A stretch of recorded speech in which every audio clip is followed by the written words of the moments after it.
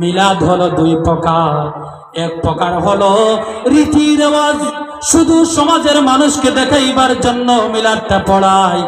আরেক প্রকার মিলাদ হলো ইয়া রাসূলুল্লাহ, ইয়া হাবিবাল্লাহ, আপনাকে বড় আমি স্মরণ করি, মিস করি আল্লাহ রাসূল।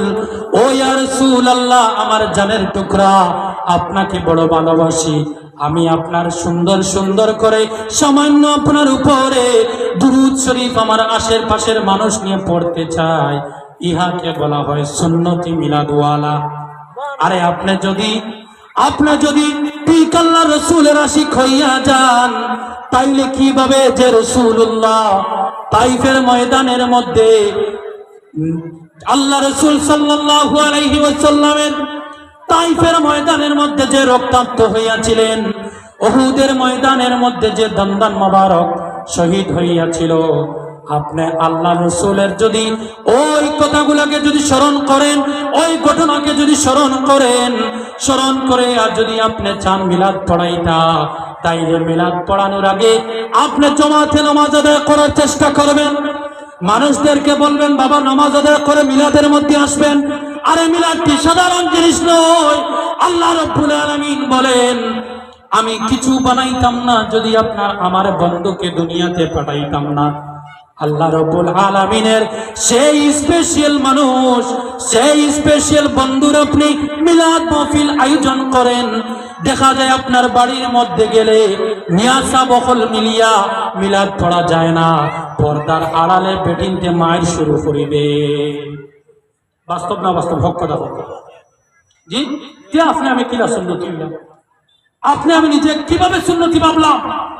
যেদিন আপনি আপনার বাড়ির মধ্যে মিলাদ পড়াই, সেই দিন আপনার আসরের নামাজ নাই, এই দিন মাগরিবের নামাজ নাই, এদিন সকালে আপনার ফজরের নামাজ নাই। কিভাবে আপনি সুন্নতি হয়ে গেল? আরে আমি মিসওয়াক করি, আমি মিসওয়াক করব, সুন্দর করে চুল কাটবো, পরিষ্কার হইয়া চলবো, খুশবু লাগাইব, আল্লাহ রাসূলের মিলাদ শরীফ পড়ে নিজেকে আহলে সুন্নাত ওয়াল জামাত দাবি করব। বুঝছেন? আহলে সুন্নাত ওয়াল জামাত কাকে বলে? কিভাবে সুন্নতি হইতে হবে? আপনি আল্লাহ রাসূলের কমসে কম চেষ্টা করবেন সুন্নতের উপরে আমল করা।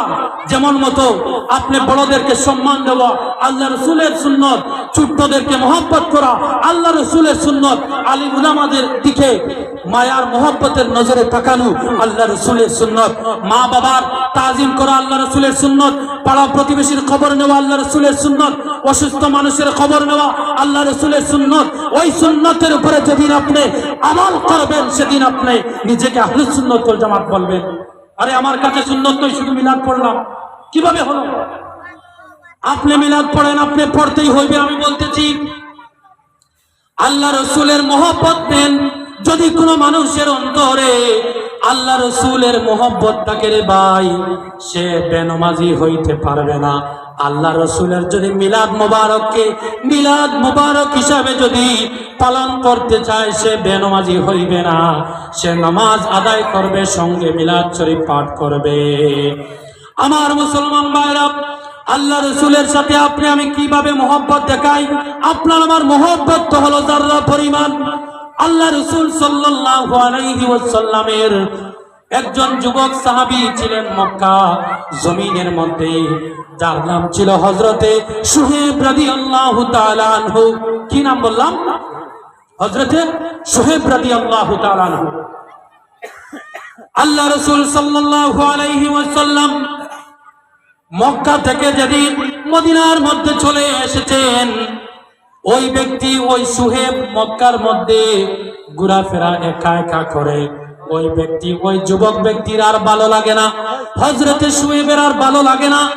যখন তিনি যে রাস্তা দিয়ে হাঁটাহাঁটি করেন, আল্লাহ রাসূলের সাহাবী হযরতে সুহেব রাদিয়াল্লাহু তাআলা আনহু সব সময় রাসূলুল্লাহর কথা মনে পড়ে, এমন ভালোবাসলেন, এমন মহব্বত করলেন। এক পর্যায়ে তিনি রেডি হইয়া গেলেন, আল্লাহ রাসূলের কদমের মধ্যে আমি নিজেকে যাইতে হইবে। তার মানে আমি মক্কা ত্যাগ করে, আমার পরিবার পরিজন, আমার মা বাবাকে আমি ত্যাগ করে আল্লাহ রাসূলের খেদমত মদিনার মধ্যে যেতে হবে। ওই সময় ওই ব্যক্তি ওই সময় ওই ব্যক্তি মদিনা শরীফের মধ্যে যাওয়ার জন্য রেডি হয়ে গেলেন। যাওয়ার আগে তিনি কাপড় চোপড় বেডিং গুলা যখন তিনি জমা করলেন, ট্রলি ব্যাগ যখন রেডি করলেন, ট্রলি ব্যাগ রেডি করার সঙ্গে সঙ্গে ওই হযরতে শুয়েব রাদিয়াল্লাহু তাআলা আনহুর মা ওর নিকটে গেলেন। মারা ছিলেন, মা আর বাবা ছিলেন বিধর্মী, দুজন একসাথে হযরতে শুয়েবের কাছে গেলেন। যাওয়ার পরে গিয়ে বললেন, ও শুয়েব, কোথায় যাচ্ছস তুই? শুয়েব রাদিয়াল্লাহু তাআলা আনহু সঙ্গে সঙ্গে বললেন, ও মা, আমি তোমাদের সাথে থাকতে চাই না, আমার তো প্রেমিক মদিনার মধ্যে আছেন, আমি ওই নবীর প্রেমের আসামি হইয়া গেলাম, আল্লাহ রাসূলের প্রেমের প্রেমিক হইয়া গেলাম। আল্লাহ রাসূলের কদম ছাড়া আমি শুয়েবের দিন যায় না, রাত কাটে না, ঘুম আসে না। মারে, আমাকে তুমি যাইতে দাও, আমি আল্লাহ রাসূলের কদমের মধ্যে যেতে চাই। সঙ্গে সঙ্গে ওই মা বলল, শুয়েব, তুমি তুমি আব্দুল্লাহর পুত্র মুহাম্মদ সাল্লাল্লাহু আলাইহি ওয়াসাল্লামের দরবারে কাছে যদি যাইতে চাও শুয়েব, তাইলে তোমার ট্রলি ব্যাগটা তুমি রেখে যাও। তুমি তোমার বাবার কোন একটা জিনিস, কোন একটা কাপড় তুমি নিতে পারবা না। ও শুয়েব, আমরা তাহাকে মানি না, তুমি একা একা চলে যাও। সঙ্গে সঙ্গে হযরতে শুয়েব রাদিয়াল্লাহু তাআলা আনহু ট্রলি ব্যাগটি মায়ের সম্মুখে ছেড়ে দিলেন। মা, এই নাও তোমার ট্রলি, আমি আমার বাবার কোনো সম্পদ নিতে চাই না, আমি একা কোনো সম্পদ ছাড়া তোমাদের জীবন যাপন করতে চাই না। আমি শুয়েব মদিনা শরীফ রওনা দিলাম। সঙ্গে সঙ্গে শুয়েবের মা বলল, ও শুয়েব, শুনো, তোমার শরীরের মধ্যে যে বস্ত্র আছে, যে কাপড় আছে, এটা তোমার বাবার, আমি তোকে এই কাপড় দ্বারা মদিনার মধ্যে যেতে দিব না। সঙ্গে সঙ্গে হযরতে শুয়েব কাপড়টিও খুলে দিলেন মায়ের কাছে, বললেন, মা, এই নাও তোমার কাপড়, আমার বাবার কাপড়, আমি তোমাকে আর কাপড়, আমি এই কাপড় নিয়ে আল্লাহ রাসূলের দরবারে যেতে চাই না। হযরতে শুয়েব রাদিয়াল্লাহু তাআলা আনহু পাতা দ্বারা, গাছের পাতা দ্বারা কাপড় বানাইলেন। জুড়ে বলি সুবহানাল্লাহ। আরে আহলে সুন্নাত ওয়াল জামাতের যুবকেরা কিভাবে আল্লাহ রাসূলের সাহাবীরা কিভাবে ভালোবাসা দেখাইয়াছেন, আর আপনি ওই রাসূলের সুন্নতের উপরে আমল করেন না, পালন করেন না, আল্লাহ রাসূলের বাতাইয়া দেওয়া রাস্তার উপরে চলি না, আর নিজেকে কিভাবে সুন্নি দাবি করি। আপনি নিজেকে সুন্নি দাবি করতে হলে অন্তত পক্ষে আপনি দুরূদ শরীফ পড়তে হবে। নিজেকে সুন্নি দাবি করতে হলে অন্তত আপনি মায়ের তাজিম করতে হবে। নিজেকে সুন্নি দাবি করতে গেলে অন্তত পক্ষে আপনার বড় ভাইয়ের তাজিম করতে হবে। নিজেকে সুন্নি দাবি করতে গেলে আশেপাশের মধ্যে কোনো মানুষ বিপদে আপদে আছে কিনা, কোনো মানুষ বেমারে অসুস্থ আছে কিনা, ওই মানুষের খবর নিতে হবে। ও মুসলমান ভাইরা, দেখেন হযরতে শুয়েব কিভাবে তিনি ভালোবাসার পরিচয় দিয়েছেন, শুনেন। আপনারা কিছু বলবেন? আমার ভাই একটু আগে এসেছিলেন,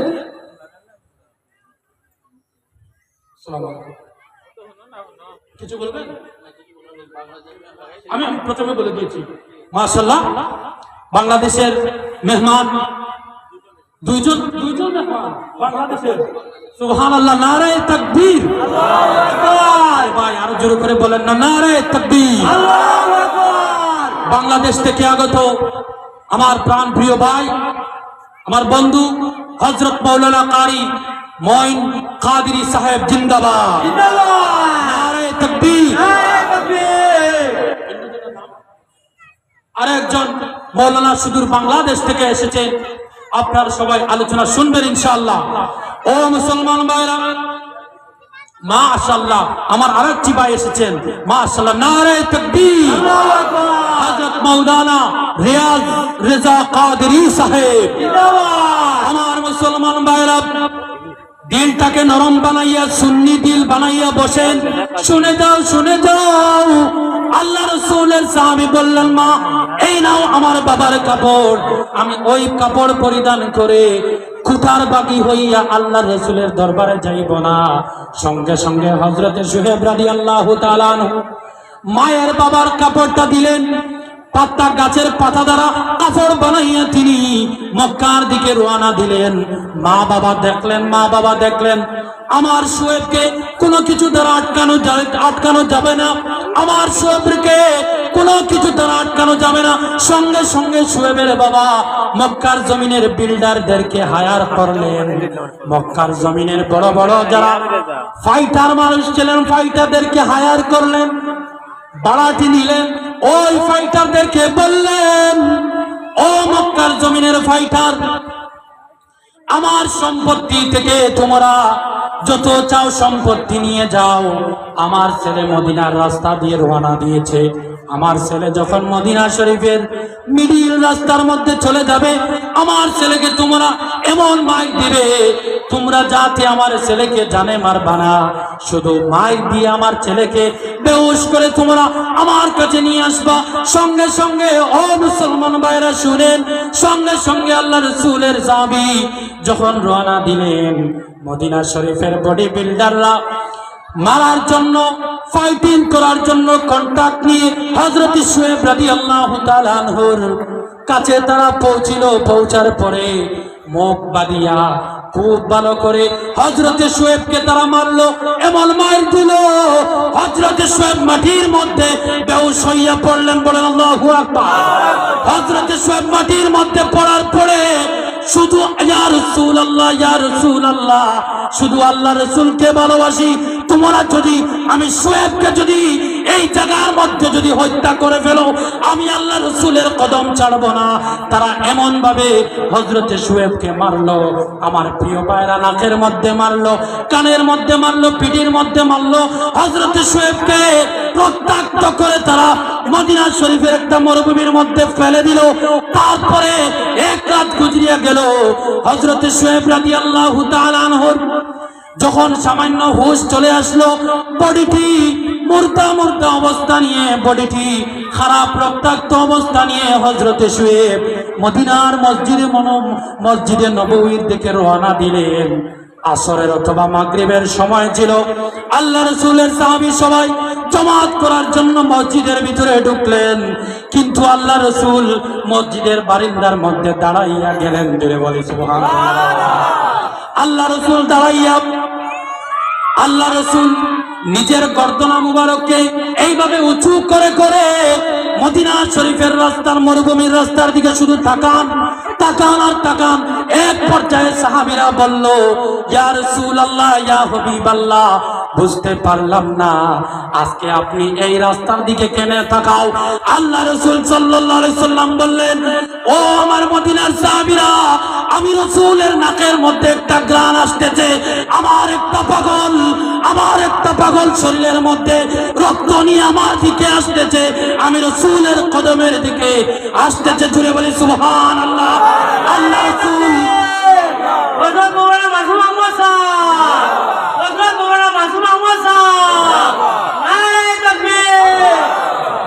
আল্লাহ রাসূল সাল্লাল্লাহু আলাইহি ওয়াসাল্লাম তাকাইয়া শুধু দেখেন, যেই মাত্র হযরত শুয়েবকে দেখলেন, আল্লাহ রাসূল সাল্লাল্লাহু আলাইহি ওয়াসাল্লাম মসজিদে নববী থেকে বাইর হইয়া গেলেন, যে হযরত শুয়েবকে এইভাবে হাতটা করে শুয়েবকে বুকের মধ্যে নিলেন, নিয়ে শুয়েবের কপালের মধ্যে চুমু দিলেন। সমস্ত শুয়েবের রক্তাক্ত শরীর আল্লাহ রাসূলের শরীরের মধ্যে লেগে আল্লাহ রাসূল জড়াইয়া ধরে শুয়েব রাদিয়াল্লাহু তাআলা আনহুকে জড়াইয়া ধরে কাঁদাকাটি করলেন। সাহাবীরা হযরতে শুয়েবকে আদর করে, তাদের ঘরের মধ্যে নিয়ে গেলেন। সুন্দর করে স্নান করাইয়া আল্লাহ রাসূলের সাহাবীকে তারা খাবার দিলেন, ব্যান্ডেজ করলেন। আমার যুবক ভাইরা, 2 টাকার জেনারেল জ্ঞান নিয়ে কিভাবে তোমরা নামাজ পড়ো না, কিভাবে তোমরা অন্যের সমালোচনা করো, কিভাবে যুবক তুমি মদ পান করো, কিভাবে তুমি জুয়া খেলো, ও যুবক কিভাবে তুমি তীর খেলো। যুবকরে, আমাদের ইতিহাস এমন ছিল না, যুবক তুমি মদিনার ইতিহাসের মতো মুসলমান হইয়া যাও, মদিনার মুসলমানদের মতো মুসলমান হইয়া যাও, মদিনার সুন্নি মুসলমান আল্লাহ রাসূলের সাহাবীদের মতো তুমি আপনার জীবনকে সাজাইবার চেষ্টা করো। যুবক, এই দুনিয়াকে আল্লাহ রাব্বুল আলামিন তোমার কদমের মধ্যে এনে দিবেন। জুড়ে বলে সুবহানাল্লাহ। আমার মুসলমান ভাইরা, কি মোহব্বত তারা দেখাইলেন। আরে আপনি আমি কি মোহব্বত দেখাই। এমন একজন নবীজি পেয়েছি যে নবীজির কদম মোবারক জমিনে থাকে, হাত বাড়াইলে আল্লাহর আরশে হাতটা চলে যায়। জুড়ে বলে সুবহানাল্লাহ। আরে যে নবীজির ঘরের মধ্যে জিবরিল আমিনের মতো ফেরেশতারা হামেশা আসা যাওয়া করতেন। জুড়ে বলে সুবহানাল্লাহ। মেরাজের রাত্রিতে হযরত জিবরিল আলাইহিস সালাতু ওয়াস সালাম যখন আল্লাহ রাসূলকে নিতে এসেছিলেন, আসার পরে দেখলেন আল্লাহ রাসূল বিছানা মুবারকের মধ্যে সুন্দর করে দানকা ধরিয়া ঘুমের মধ্যে ছিলেন। হযরত জিবরিল মন ভরিয়া আল্লাহ রাসূলের চেহারার দিকে তাকাইলেন। তাকাইয়া মনে মনে ভাবতেছিলেন, আল্লাহ রাসূল তো ঘুমের মধ্যে আছেন, আমি জিবরিল কিভাবে তিনাকে জাগাইব। জুড়ে বলে সুবহানাল্লাহ। দ্য লিডার অফ এঞ্জেলস, ফেরেশতা মালাইকাদের সর্দার, ফেরেশতাদের সর্দার কার অর্ডার নিয়ে এসেছেন, কার দাওয়াত নিয়ে এসেছেন? আল্লাহ আল্লাহ আল্লাহ আল্লাহ, জিকির করেন আল্লাহ আল্লাহ